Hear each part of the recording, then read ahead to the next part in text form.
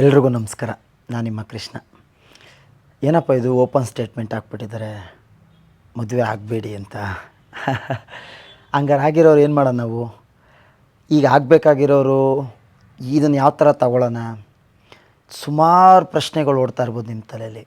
ಹೌದು, ಮದುವೆ ಆಗಬೇಡಿ, ಯಾರು ಮದುವೆ ಆಗಬಾರ್ದು ಅನ್ನೋದನ್ನ ಹೇಳ್ತಾ ಹೋಗ್ತೀನಿ. ಮದುವೆ ಆಗಿರೋರು ಏನು ಮಾಡಬೇಕು ಅಂತಲೂ ಹೇಳ್ತೀನಿ. ಮೊದಲನೇದಾಗಿ, ಯಾರು ಮದುವೆ ಆಗಬಾರ್ದು? ಯಾರು ಸೆಟ್ಲಾಗಿಲ್ವ? ನಾನು ಸೆಟ್ಲಾಗಿಲ್ಲ, ನಾನು ಮದುವೆ ಆಗಬಾರ್ದಾ?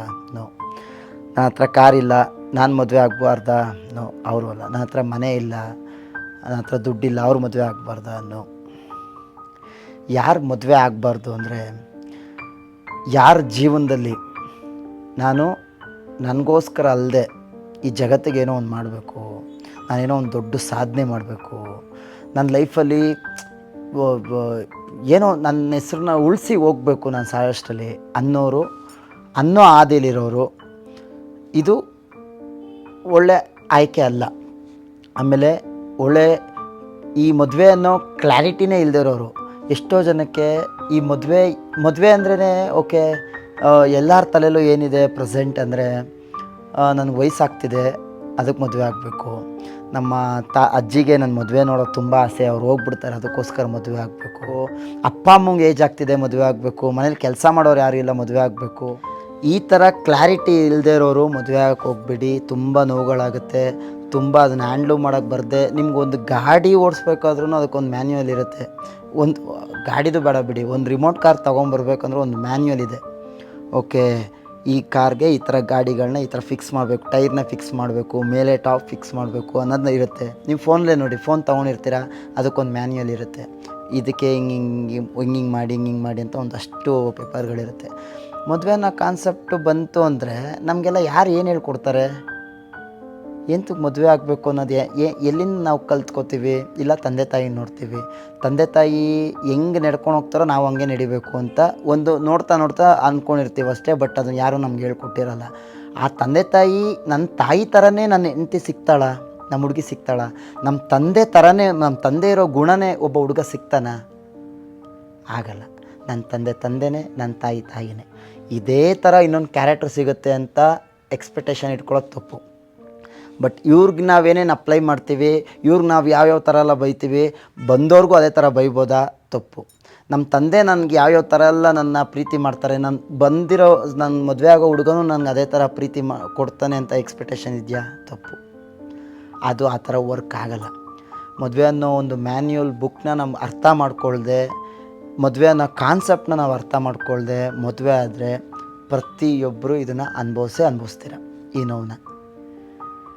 ಹಂಗಿದ್ರೆ ನೀವು ಕೇಳ್ಬೋದು, ಅಂದರೆ ಎಷ್ಟೋ ಸಾಧಕರು, ಸೆಲೆಬ್ರಿಟೀಸ್ಗಳೇ ಆಗ್ಬೋದು, ಲೈಫಲ್ಲಿ ಇನ್ಯಾರೇ ಆಗ್ಬೋದು, ಮದುವೆ ಆಗಿ ಅಚೀವ್ಮೆಂಟ್ ಮಾಡಿಲ್ದಿರೋರು ಇಲ್ವಾ? ಇದಾರಲ್ಲ, ಎಷ್ಟೋ ಜನ ಇದ್ದಾರೆ.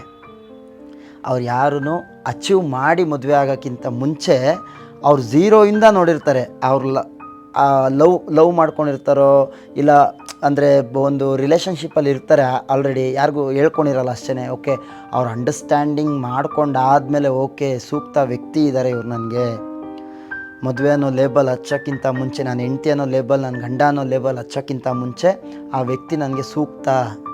ಓಕೆ, ನಾನು ಇವರಿಬ್ಬರೂ ಅವ್ರ ಎಮೋಷ್ನಲ್, ಅವ್ರ ಫೀಲಿಂಗ್ಸ್ನೆಲ್ಲ ನಾನು ಹ್ಯಾಂಡ್ಲು ಮಾಡ್ಬೋದು. ಓಕೆ, ನನ್ನ ಆಸೆಗಳು, ನನ್ನ ಡ್ರೀಮ್ಸ್ಗಳೆಲ್ಲ ಅವ್ರಿಗೆ ಹೇಳ್ಕೊಂಡಿದ್ದೀನಿ, ಅವ್ರ ಡ್ರೀಮ್ಸ್ಗಳು ನನ್ನ ಹತ್ರ ಹೇಳ್ಕೊಂಡಿದ್ದಾರೆ. ಇಬ್ಬರು ಅಚೀವ್ಮೆಂಟ್ ಮಾಡ್ಬೋದು, ಇಬ್ಬರು ದಾರಿಲೂ ಒಂದೇ ಥರ ಇದೆ. ನಾನು ಅವ್ರು ಸಪೋರ್ಟ್ ಮಾಡ್ಬೋದು, ಅವ್ರು ನಂಗೆ ಸಪೋರ್ಟ್ ಮಾಡ್ಬೋದು. ಈ ಅಂಡರ್ಸ್ಟ್ಯಾಂಡಿಂಗ್ ಇರುತ್ತೆ. ಅಂಡರ್ಸ್ಟ್ಯಾಂಡಿಂಗು ನಮ್ಗೆ ಯಾರಿಗೂ ಗೊತ್ತಿರಲ್ಲ. ಮದುವೆ ಆದರೂ ಚೆನ್ನಾಗಿದ್ದಾರೆ, ಬಟ್ ಆ ಅಂಡರ್ಸ್ಟ್ಯಾಂಡಿಂಗ್ ಅವರಿಬ್ಬರು ಮಾಡ್ಕೊಂಡಿರೋದು ಯಾವ ಥರ ಒದ್ಲಾಡ್ಕೊಂಡಿರ್ತಾರೆ, ಅವ್ರು ಎಷ್ಟು ನೈಟ್ಗಳು ಅದ್ರ ಬಗ್ಗೆ ಮಾತಾಡಿರ್ತಾರೆ, ಅವ್ರ ಡ್ರೀಮ್ಸ್ಗಳ ಬಗ್ಗೆ ಡಿಸ್ಕಷನ್ ಆಗಿರುತ್ತೆ, ಅದಕ್ಕೆಲ್ಲ ಒಪ್ಪಂದ ಆಗಿರುತ್ತೆ. ಹೌದು, ನಾನು ಹಿಂಗೆ ಇರ್ತೀನಿ, ನಾನು ಮದುವೆ ಆದರೆ ನಾನು ಇದೇ ಥರ ಇರ್ತೀನಿ, ನಿಂಗೆ ಸಪೋರ್ಟ್ ಮಾಡ್ತೀನಿ, ಇಲ್ಲ ನಾವಿಬ್ಬರು ಮದುವೆ ಆದರೆ ನನಗೆ ಒಂದು ಟೈಮ್ ಅನ್ನೋದು ನಿಂಗೆ ಸಪೋರ್ಟ್ ಮಾಡ್ತೀನಿ, ನಿನಗೆ ಈ ಅಷ್ಟು ವಿಚಾರದಲ್ಲಿ ನಂಗೆ ಸಪೋರ್ಟ್ ಮಾಡಿ, ನಾನು ಒಂದಷ್ಟು ಮೈನಸ್ಸಲ್ಲಿದ್ದೀನಿ, ಆ ಮೈನಸ್ನೆಲ್ಲ ನಾನು ಪ್ಲಸ್ ಮಾಡ್ತೀನಿ, ನೀನೊಂದಷ್ಟು ಮೈನಸ್ಗಳಿದೆ, ಆ ಮೈನಸ್ನ ನಾನು ಪ್ಲಸ್ ಮಾಡ್ತಾ ಹೋಗ್ತೀನಿ. ಇದೆಲ್ಲರೂ ಆಲ್ರೆಡಿ ಅವ್ರು ಮಾತಾಡ್ಕೊಂಡಿರ್ತಾರೆ.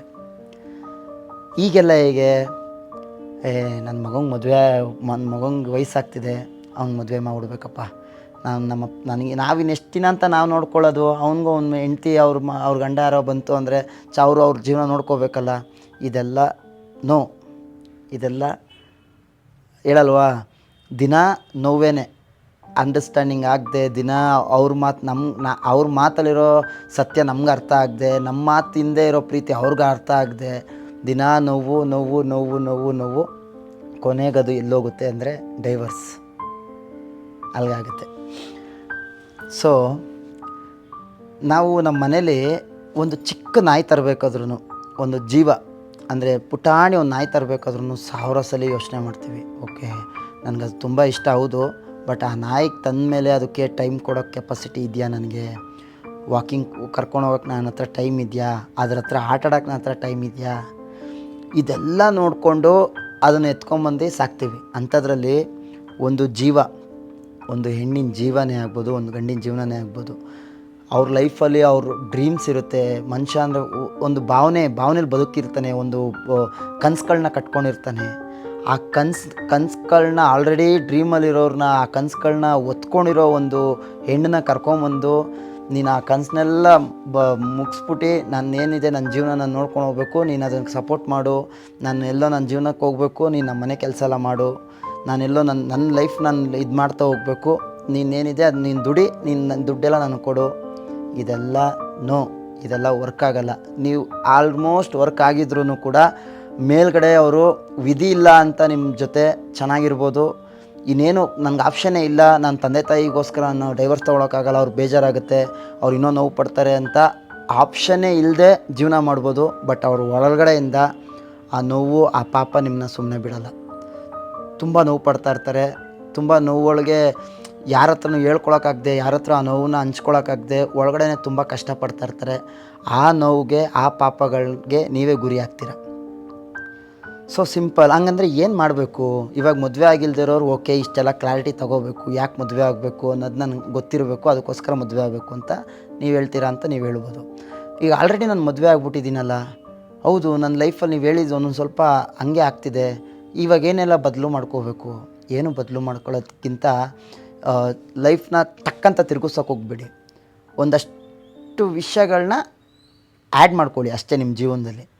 ಮೇಜರಾಗಿ ಒಂದು ಹೆಣ್ಣಿಗೆ ನಾನು ತೊಗೊತೀನಿ, ಹುಡುಗರದು ಬಿಡಿ, ಹುಡುಗರದು ಹೆಂಗೋ ಲೈಫು ಯಾರಿದ್ರು ಯಾರಿಲ್ಲ ಅಂದರೂ ನಡ್ಕೊಂಡು ಹೋಗುತ್ತೆ. ಒಂದು ಹೆಣ್ಣಿಗೆ ಮದುವೆ ಮಾಡ್ಕೊಂಡು ಕರ್ಕೊಂಬಂದು ನಮ್ಮ ಮನೇಲಿ ಸಾಕ್ತಾ ಇದ್ದೀವಿ ಅಂತ ಅಂದಾಗ ಅದು ತುಂಬ ದೊಡ್ಡದು. ಅದು ಆ್ಯಕ್ಚುಲಿ ಇನ್ನೊಬ್ಬರು ಮನೇಲಿ ಇನ್ನೊಬ್ಬರು ಮನೇಲಿ ಒಂದು ತಿಂಗಳು ಯಾರಾದರೂ ಜೀವನ ಮಾಡಿ ನಿಮಗೆ ಆ್ಯಕ್ಚುಲಿ ಅದ್ರ ಸತ್ಯ ನಿಮಗೆ ಏನು ಅಂತ ಗೊತ್ತಾಗುತ್ತೆ, ಇನ್ನೊಬ್ಬರು ಮನೆಯಲ್ಲಿ ಹೋಗಿ ಬದುಕೋದು ಹೆಂಗಿರುತ್ತೆ ಅಂತ. ಯಾಕೆ ಅಂದರೆ ನಮ್ಮ ಮನೇಲಿ ನಾವು ಆರಾಮಾಗಿ ಕೂತ್ಕೋಬೋದು, ಕಾಲ ಮೇಲೆ ಕಾಲು ಹಾಕ್ಕೋಬೋದು, ಇನ್ನೊಂದು ಮಾಡ್ಬೋದು, ಮತ್ತೊಂದು ಓಡಾಡ್ಬೋದು, ಬೇಡ ಅಂತ ಜೋರಾಗಿ ಮಾತಾಡ್ಬೋದು, ಈ ಥರ ಎಲ್ಲ ನಾವಾಗಿರ್ಬೋದು.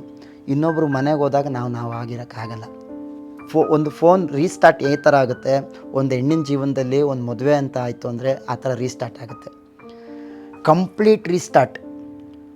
ಅವ್ರಿಗೆ ಯಾವ ಥರ ಮಾತಾಡಬೇಕು ಅಂತ ಒಬ್ರ ಹತ್ರ ಕಲ್ತ್ಕೋಬೇಕು ಅಂತಲೇ ತುಂಬ ಟೈಮ್ ಹಿಡಿಯುತ್ತೆ.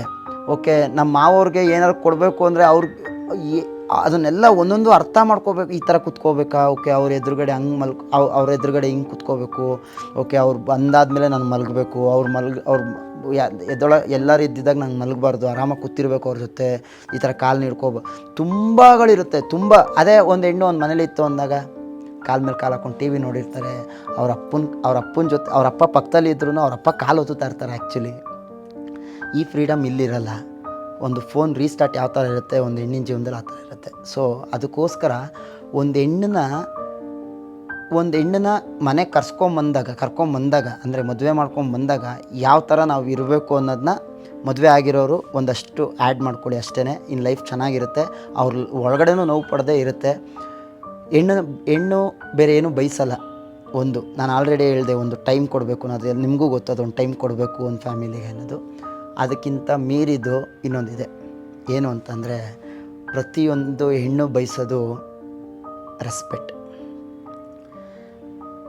ನೀವು ಇವತ್ತು ಊಟ ಇಲ್ಲ, ಇವತ್ತು ನಿಮಗೆ ಇವತ್ತು ಊಟ ಹಾಕೋಕ್ಕೂ ನಿಮ್ಮ ಹತ್ರ ಶಕ್ತಿ ಇಲ್ಲ, ಓಕೆ, ತಲೆ ಕೆಡಿಸ್ಕೊಳ್ಳಲ್ಲ ಅವ್ರು ಬೇಕಾದ್ರೆ ನೀರು ಕುಡ್ಕೊಂಡು ನಿಮ್ಮ ಜೊತೆ ನಿಮ್ಮ ಆದಿ ಎಷ್ಟೇ ಕಷ್ಟ ಇದ್ರೂ ಅದೇ ಆದಿಲಿ ನಡ್ಕೊಂಡು ಬರ್ತಾರೆ. ಆದರೆ ನೀವು ಅವ್ರಿಗೆ ರೆಸ್ಪೆಕ್ಟ್ ಕೊಡಲೇಬೇಕು. ಯಾವ ಥರ ರೆಸ್ಪೆಕ್ಟು? ಎಷ್ಟೋ ಜನ ನೋಡಿದ್ದೀನಿ, ಯಾರೋ ಒಬ್ಬರು ಮನೆಗೆ ಕರ್ಕೊಂಬರ್ತಾರೆ, ಮನೆಗೆ ಕರ್ಕೊಂಬಂದು ಕುಣಿಸ್ಕೊಂಡಿದ್ದಾಗ ಏಯ್ ಎತ್ಕೊಂಬಾರೆ, ಏಯ್ ಅದು ಮಾಡೆ, ಏಯ್ ಇದು ಮಾಡೆ, ಆ ಒಂದು ರೆಸ್ಪೆಕ್ಟ್ ಇಲ್ಲದೆ ಮಾತಾಡೋದು, ಅವ್ರಿಗೆ ರೆಸ್ಪೆಕ್ಟ್ ಒಂಥರ ಕೆಲಸದವ್ರ ಥರ ಅವ್ರನ್ನ ಟ್ರೀಟ್ ಮಾಡೋದು. ನೀವು ಜಗತ್ತಿಗೆ ನೀವು ಏನು ನೀವು ತೋರಿಸ್ತಿರೋ ಅವರು ಅದೇ ಥರನೇ ಟ್ರೀಟ್ ಮಾಡೋದು. ನಿಮ್ಮ ಹೆಸರು ಏನೋ ಇರೋದಕ್ಕೇನೆ ಅಲ್ವಾ ನಾನು ನಿಮ್ಮ ಹೆಸ್ರನ್ನ ಕರೆಯೋದು. ನೀವು ಹೆಸರೇ ನನಗೆ ಜಗತ್ತಿಗೆ ತೋರಿಸ್ಲಿಲ್ಲ ಅಂತಾರೆ, ನಾನು ನಿಮ್ಮನ್ನೇನಂತ ಕರೆಯೋದು ಅಲ್ವಾ? ಇವಾಗ ನಿಮ್ಮ ಹೆಂಡ್ತಿನ ನೀವು ಯಾವ ಥರ ಮರ್ಯಾದೆ ಕೊಟ್ಟು ಮಾತಾಡ್ತಿರೋ, ನಿಮ್ಮ ಫ್ರೆಂಡ್ಸು ಕೂಡ ನಿಮ್ಮ ಫ್ಯಾಮಿಲಿ ಕೂಡ ಅದೇ ಥರ ರೆಸ್ಪೆಕ್ಟ್ ಕೊಡ್ತಾರೆ. ಓಕೆ ಓಕೆ ನಾನು ಹಿಂಗೆ ಕರಿಬೇಕು ಅಂತ. ನೀವೇ ಅವ್ರ ಮುಂದೆ, ಅವ್ರುಗಳ ಮುಂದೆ, ನಿಮ್ಮ ಫ್ಯಾಮಿಲಿ ಮುಂದೆ ಅವ್ರಿಗೆ ಬೇಕಾಬಿಟ್ಟು ಮಾತಾಡೋದು, ಅಂದರೆ ಒಂಥರ ವರ್ಸ್ಟಾಗೆ ಟ್ರೀಟ್ ಮಾಡೋದು, ಈ ಕೆಲಸದವ್ರ ಥರ ಎಲ್ಲ ಆ ಥರ ಟ್ರೀಟ್ ಮಾಡ್ತಾ ಹೋಯ್ತು ಅಂದರೆ ಅವ್ರುಗಳಿಗೂ ಅದೇ ಸದ್ರ ಬರುತ್ತೆ. ಅವ್ರುಗಳೂ ಅದೇ ಥರನೇ ಕಂಟಿನ್ಯೂ ಮಾಡ್ತಾ ಹೋಗ್ತಾರೆ. ಸಿಂಪಲ್ ಇಷ್ಟೇ. ಟ್ರಸ್ಟ್, ನಂಬಿಕೆ ಇಡಬೇಕು, ರೆಸ್ಪೆಕ್ಟ್, ನೀವು ಅವ್ರಿಗೆ ರೆಸ್ಪೆಕ್ಟ್ ಕೊಟ್ಟು ಮಾತಾಡಬೇಕು. ಕಂಫರ್ಟ್, ಅವರು ಒಳಗಡೆ ಏನೇ ಇದ್ರಲಿ ನಿಮ್ಮ ಹತ್ರ ಕಂಫರ್ಟಾಗಿ ನಿಮ್ಮ ಪಕ್ಕದಲ್ಲಿ ಕೂತ್ಕೊಂಡು ಅವರು ಹೇಳ್ಕೋಬೇಕು. ಅಯ್ಯೋ ಇದನ್ನು ಹೆಂಗೆ ಹೇಳ್ಕೊಳ್ಳಿ, ಅಯ್ಯೋ ಅಲ್ಲೇನೋ ತೊಂದರೆ ಆಗ್ತಿದೆ ನನಗೆ, ಅದನ್ನು ಇಲ್ಲಿ ಹೆಂಗೆ ಹೇಳ್ಕೊಳ್ಳಿ, ನನ್ನ ಅಪ್ಪ ಅಮ್ಮನ ಮನೆಯಿಂದ ನನಗೇನೋ ಒಂಚೂರು ನೋವಾಗಿದೆ, ಆ ನೋವನ್ನ ನಾನು ಯಾರ ಹತ್ರ ಹೇಳ್ಕೊಳ್ಳಿ, ಇವ್ರಿಗೆ ಹೆಂಗೆ ಹೇಳ್ಕೊಳ್ಳಿ, ಇವ್ರ ಹತ್ರ ಹೆಂಗೆ ಹೇಳಿ ಇವ್ರ ಹತ್ರ. ಆ ಕಂಫರ್ಟೇ ನಿಮ್ಗೆ ಕೊಡಲಿಲ್ಲ ಅಂತಂದರೆ ನೀವೇನು ಬದುಕ್ತಾ ಇದ್ದೀರಲ್ಲ ಆ ಬದುಕೇ ವೇಸ್ಟು, ಆ ಸಂಸಾರ ಅನ್ನೋ ಬದುಕೇ ವೇಸ್ಟು. ನನ್ನ ಕೇಳಿದ್ರೆ ಟ್ರಸ್ಟ್, ರೆಸ್ಪೆಕ್ಟ್, ಕಂಫರ್ಟ್, ಈ ಮೂರೂ ನೀವು 100% ಮದುವೆ ಆಗಿರೋರು ನಾನು ಹೇಳ್ತಾ ಇರೋದು ಕೊಡಲೇಬೇಕು. ಮದುವೆ ಆಗಿಲ್ಲದೆ ಇರೋರು ಇದನ್ನು ಬೆಳೆಸ್ಕೊಳ್ಳಿ. ಹೆಂಡ್ತಿ ಆಗೇ ನಾವು ಕೊಡಬೇಕು ಅನ್ನೋದೇನಿಲ್ಲ. ಪ್ರತಿಯೊಂದು ಹೆಣ್ಮಗುಗೂ ಈ 3 ಕೊಡಬೇಕು. Trust, respect, comfort. ಯಾರೇ ಆಗಲಿ ಆರಾಮಾಗಿ ನನ್ನ ಹತ್ರ ಬಂದು ಮಾತಾಡೋಷ್ಟು ನಾವು ಅವ್ರಿಗೆ ಫ್ರೀಡಮ್ ಕೊಡಬೇಕು. ಯಾರೇ ಆಗಲಿ ಹೆಂಗೆ ಅವ್ರು ಏನೇ ಮಾತಾಡಿದ್ರು ನಾವು ರೆಸ್ಪೆಕ್ಟ್ ಕೊಟ್ಟು ಮಾತಾಡಬೇಕು. ಟ್ರಸ್ಟ್, ಓಕೆ, ನಂಬಿಕೆ, ಇವ್ರು ಅಗಾಢವಾದ ನಂಬಿಕೆ ಇಟ್ಕೊಳ್ಳಿ.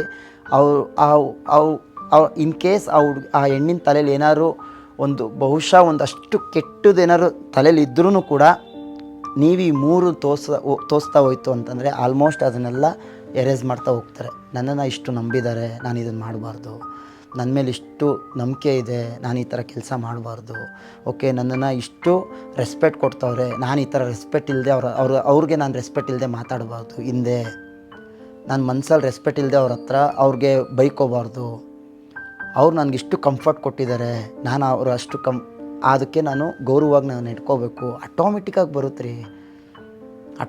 ಬರುತ್ತೆ. ಒಂದು ಹೆಣ್ಣು ನನಗನ್ಸಿದ ಪ್ರಕಾರ ಒಂದು ಮಿರರ್. ನೀವು ಆ ಮಿರರ್ ಹತ್ರ ನಕ್ಕಿದ್ರೆ ಆ ಮಿರರ್ ನಗುತ್ತೆ. ಆ ಮಿರರ್ ಹತ್ರ ನೀವು ಆ ಮಿರರ್ ಅಳುತ್ತೆ. ನೀವು ಆ ಮಿರರ್ ಹತ್ರ ಕೋಪ ಮಾಡಿಕೊಂಡ್ರೆ ಆ ಮಿರರ್ ಡಬಲ್ ಅಷ್ಟು ಕೋಪ ಮಾಡ್ಕೊಳ್ಳುತ್ತೆ. ಇಷ್ಟೇ. ಈ ಕಾನ್ಸೆಪ್ಟನ್ನ ನೀವು ಅಳವಡಿಸ್ಕೊಳ್ಳಿ. ಸಡನ್ನಾಗಿ ಚೇಂಜ್ ಆಗೋಕ್ಕಾಗಲ್ಲ ನನ್ನ ಮನೇಲಿ ಅನ್ನೋರಿಗೆ ಏನೂ ಮಾಡೋಕ್ಕಾಗಲ್ಲ. ಬಟ್ ಸ್ವಲ್ಪ ನಿಮಗೇ ಒಂದಷ್ಟು ವಿಚಾರದಲ್ಲಿ ಕ್ಲಾರಿಟಿ ಸಿಗ್ತಾ ಹೋಗುತ್ತೆ. ನೀವು ನಿಮ್ಮ ಮಕ್ಕಳು ಅವ್ರುಗಳು ಅದೇ ಥರನೇ ನಡೀತಾ ಹೋಗ್ತಾರೆ. ಆಲ್ಮೋಸ್ಟು ರಿಸರ್ಚ್ ಪ್ರಕಾರ ಹೆಂಗಾಗಿದೆ ಅಂದರೆ ಇಲ್ಲಿ ಇನ್ನೊಂದು ಸ್ವಲ್ಪ ವರ್ಷ ಅಂತೆ ಅಷ್ಟೇ ಮದುವೆ ಅನ್ನೋ ಕಾನ್ಸೆಪ್ಟೇ ಅಳಿಸೋಗುತ್ತಂತೆ. ದೇವಸ್ಥಾನದಲ್ಲಿ ಹೋಗಿ ನೋಡಿ, ಎಷ್ಟೋ ಆವಾಗ ನಾವು ಚಿಕ್ಕ ವಯಸ್ಸಲ್ಲೆಲ್ಲ ಇದ್ದಾಗ ದೇವಸ್ಥಾನಗಳಲ್ಲಿ ನಮ್ಮ ಅಜ್ಜಿ ತಾತ ಹಿತ್ಲಲ್ಲಿ ಬಿಟ್ಟಿರೋ ಒಂದು ಹೂವು ಎತ್ಕೊಂಡು ಸಂಜೆ ಬೆಳಗ್ಗೆ ಆಯಿತು ಅಂತಂದರೆ ಎತ್ಕೊಂಡು ಹೋಗ್ಬಿಟ್ಟು ಕೊಟ್ಟು ದೇವ್ರಿಗೆ ಪೂಜೆ ಮಾಡಿಸ್ಕೊಂಡು ದೇವಸ್ಥಾನದಲ್ಲೆಲ್ಲ ಆಲ್ಮೋಸ್ಟ್ ಜಾಸ್ತಿ ವಯಸ್ಸಾದವರೇ ಇರ್ತಾಯಿದ್ದು. ಈಗ ಹೋಗಿ ದೇವಸ್ಥಾನದಲ್ಲೆಲ್ಲ ಆಲ್ಮೋಸ್ಟ್ ಯೂತ್ಗಳೇ ಇರೋದು, ವಯಸ್ಸಾದವ್ರು ಕಡಿಮೆ. ಹುಡುಗಿರುಗಳು ನನಗೆ ಮದುವೆನೇ ಬೇಡ ಅನ್ನೋ ಲೆವೆಲ್ಗೆ ಹೋಗ್ಬಿಟ್ಟವ್ರು ಎಲ್ಲರೂ. ಯಾಕೆ ಹೋಗ್ತಾಯಿದ್ದಾರೆ? ಅವ್ರಿಗೆ ಕಾನ್ಸೆಪ್ಟ್ ಅರ್ಥ ಆಗ್ತಾಯಿಲ್ಲ. ಈ ಕಾನ್ಸೆಪ್ಟನ್ನ ಹೇಳ್ಕೊಡೋರಿಲ್ಲ. ತಂದೆ ತಾಯಿ ಹೇಳ್ಕೊಡ್ತಾ ಇದ್ದಾರಾ? ಇಲ್ಲ. ಅವರೂ ಬೆಳಗ್ಗೆ ಎದ್ದರೆ ಜಗಳ, ಸಂಜೆ ಆದರೆ ಜಗಳ, ಮಧ್ಯಾಹ್ನ ಆದರೆ ಜಗಳ. ನಿನ್ನ ಮಾತು ಅವ್ರಿಗೆ ಅರ್ಥ ಆಗಲ್ಲ, ಅವ್ರ ಮಾತು ನಿನ್ಗೆ ಅರ್ಥ ಆಗಲ್ಲ ಅಂತ ಒಂದಕ್ಕೊಂದು ಕ್ಲ್ಯಾಶು. ಅದನ್ನೆಲ್ಲ ನೋಡಿ ಅಪ್ಪ ನನಗೆ ಯಾಕಪ್ಪ ಬೇಕು ಮದುವೆ ಅನ್ನೋ ಲೆವೆಲ್ಗೆ ಆಗ್ಬಿಡುತ್ತೆ. ಆಮೇಲೆ ಹೆಣ್ಣಿನ ಕಡೆನೂ ಅಷ್ಟೇ. ಅಯ್ಯೋ ನನಗೆ ಈ ಅಪ್ಪ ಅಮ್ಮ ಹುಡುಗಂಗೆ ಅಪ್ಪ ಅಮ್ಮ ಇಲ್ಲದೆ ಇರೋದು ಯಾರು ಇತ್ತು ಅಂದರೆ ತೋರಿಸಿ ಅಂತ ಬ್ರೋಕರ್ಗಳ ಹತ್ರ ಮಾತಾಡಿರೋದನ್ನ ನಾನು ಕಿವಿಯಾರೆ ಕೇಳಿದ್ದೀನಿ, ಕಣ್ಣಾರೆ ನೋಡಿದ್ದೀನಿ. ಇದನ್ನು ಒಬ್ಬ ಹೆಣ್ಮಗು ಇರೋ ತಂದೆ ಮಾತಾಡಿರೋದನ್ನ. ಅದನ್ನು ಯಾವ ಥರ ಮಾತಾಡ್ತಾರೆ ಅಂದರೆ, ಮನೇಲಿ ಹಳೆ ಸೋಫಾಗಳಿದೆಯಾ, ಮನೇಲಿ ಗೋಡೆ ಮೇಲೆ ಅಲ್ಲಿ ಇದೆಯಾ ಅಂತ ಕೇಳ್ತಾರೆ. ಅಂದರೆ ನಿಮ್ಮ ತಂದೆ ತಾಯಿ ಇದ್ದಾರಾ ಅಂತ. ಅಂದರೆ ಇದೆಲ್ಲ ಏನಂತ ನಡೀತಿದೆ. ಆಗ ಒಂದೊಂದು ಮನೇಲಿ 15-20 ಜನ ಜೀವನ ಮಾಡ್ತಾಯಿದ್ರು. ಇವತ್ತಿಗೂ ಮಾಡ್ತಾಯಿದ್ದಾರೆ, ಮಾಡ್ತಾಯಿದ್ದಾರೆ. ಅವರೆಲ್ಲ ಹೆಂಗೆ ಮಾಡ್ತಾಯಿದ್ದಾರೆ? ಒಂದು ಮನೇಲಿ 4 ಜನ ಜೀವನ ಮಾಡೋಕ್ಕಾಗ್ತಾಯಿಲ್ಲ. ಅಪ್ಪ ಅಮ್ಮ ಮಗ ಸೊಸೆ, ಈ 4 ಜನ ಜೀವನ ಮಾಡೋಕ್ಕಾಗ್ತಾಯಿಲ್ಲ. ದಿನ ಬೆಳಗ್ಗೆ ಆದರೆ ಜಗಳ, ದಿನ ಬೆಳಗ್ಗೆ ಆದರೆ ಅವ್ರ ಮನೆಗೆ ಓಡ್ತಾರೆ, ಇವನು ಕೆಲಸ ಅಂತ ಆಚೆ ಬರ್ತಾನೆ. ಏನಕ್ಕೆ? ಆ ಮನೇಲಿ ಇರಬಾರ್ದು ಅಂತ ಅಷ್ಟೇ. ಆಶ್ರಮಗಳಲ್ಲಿ ತಂದೆ ತಾಯಿನ ಹೋಗಿ ಆಗ್ತಾಯಿರೋದು ಎಂತಕ್ಕೆ? ಒಬ್ಬ ಮಗ ನಾನು ಚೆನ್ನಾಗೇ ನಾನು ಚೆನ್ನಾಗಿ ಸಾಕಕ್ಕೆ ಯೋಗ್ಯತೆ ಇಲ್ಲ ಅಂತಲ್ಲ, ವಿಧಿ ಇಲ್ಲದೆ ಏನೂ ಮಾಡೋಕ್ಕಾಗದೆ ಅವ್ರ ಅಪ್ಪ ಅಮ್ಮ ಅವ್ರ ಎಕ್ಸ್ಪೆಕ್ಟೇಷನ್ ಇವ್ರಿಗಿಲ್ಲದೆ ಇವ್ರ ಎಕ್ಸ್ಪೆಕ್ಟೇಷನ್ ಜಾಸ್ತಿ ಆಗಿ ಒಬ್ರಿಗೊಬ್ರು ಕ್ಲ್ಯಾಶ್ ಆಗಿ ಬೇಡಪ್ಪ ನಿಮ್ಮಿಬ್ಬರು ನೀವು ಆರಾಮಾಗಿರಿ ಅಂತ ತಂದೆ ತಾಯಿ ಅವ್ರ ಪಾಡಿಗೆ ಅವ್ರು ಹೋಗ್ತಾ ಇದ್ದಾರೆ. 15-20 ಜನ ರೀ ಒಂದು ಮನೇಲಿ ಜೀವನ ಮಾಡ್ತಾಯಿದ್ದು. ನೆನೆಸ್ಕೊಂಡ್ರೆ ಅವ್ರನ್ನೆಲ್ಲ ಅವ್ರು ಇನ್ನೆಷ್ಟು ನೋವುಗಳನ್ನ ತಡ್ಕೊಂಡಿರಬೇಕು, ಎಷ್ಟು ರೆಸ್ಪೆಕ್ಟ್ಫುಲ್ಲಾಗಿ ಅವರು ಇನ್ನೊಬ್ರಿಗೆ ಕೊಟ್ಟಿರಬೇಕು, ಎಷ್ಟು ಕಂಫರ್ಟ್ ಇರಬೇಕು. ಏನೇ ಒಂದು ವಿಚಾರ ಬಂದ್ರೂ ಮಾತಾಡೋಷ್ಟು ಸ್ವಾತಂತ್ರ್ಯ ಇಷ್ಟು ಕೊಟ್ಟಿರ್ಬೋದು ಅವ್ರ ಹತ್ರ. ಹೌದು, ಒಂದಷ್ಟು ಅವರು ನೋವು ಪಟ್ಟಿರ್ತಾರೆ, ಬಟ್ ಈ ಕಾನ್ಸೆಪ್ಟೇ ಗೊತ್ತಿಲ್ವಲ್ಲ ಅವ್ರಿಗೆ. ಈ 3 ಕಾನ್ಸೆಪ್ಟನ್ನ ನೀವು ಅರ್ಥ ಮಾಡ್ಕೋಬೇಕು.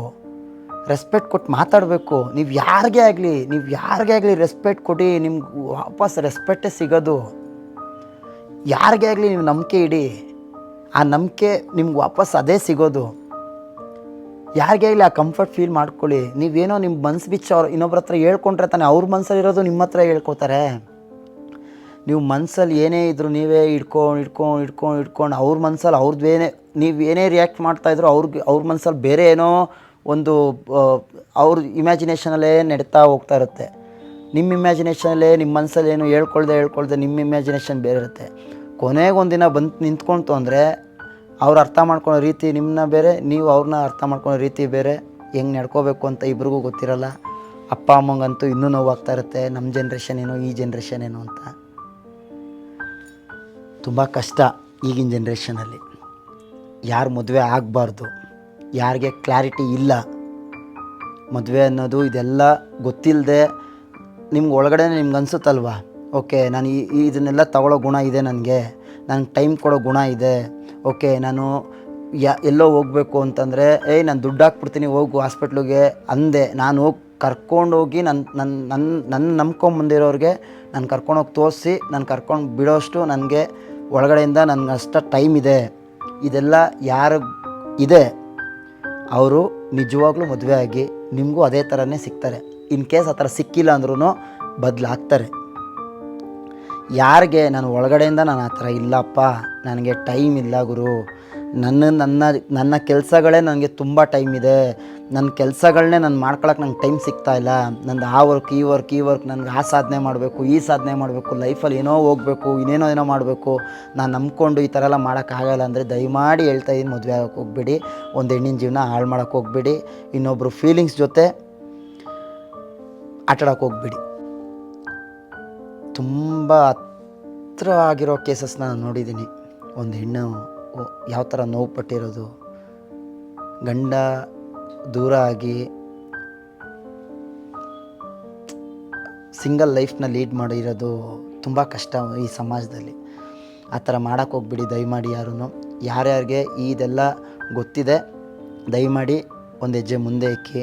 ನನಗೆ ವಯಸ್ಸಾಗ್ತಿದೆ ಅಂತನೋ ಮದುವೆ ಆಗೋದು, ಇಲ್ಲ ಅಪ್ಪ ಅಮ್ಮಂಗೋಸ್ಕರ ಮದುವೆ ಆಗೋದು, ನನಗೆ ಮಾಡೋಕ್ಕೆ ಮನೆ ಕೆಲಸ ಮಾಡೋರಿಲ್ಲ ಅದಕ್ಕೋಸ್ಕರ ಮದುವೆ ಆಗೋದು, ದಯಮಾಡಿ ಈ ಥರ ತಪ್ಪುಗಳನ್ನ ಮಾಡೋಕ್ಕೆ ಹೋಗ್ಬೇಡಿ.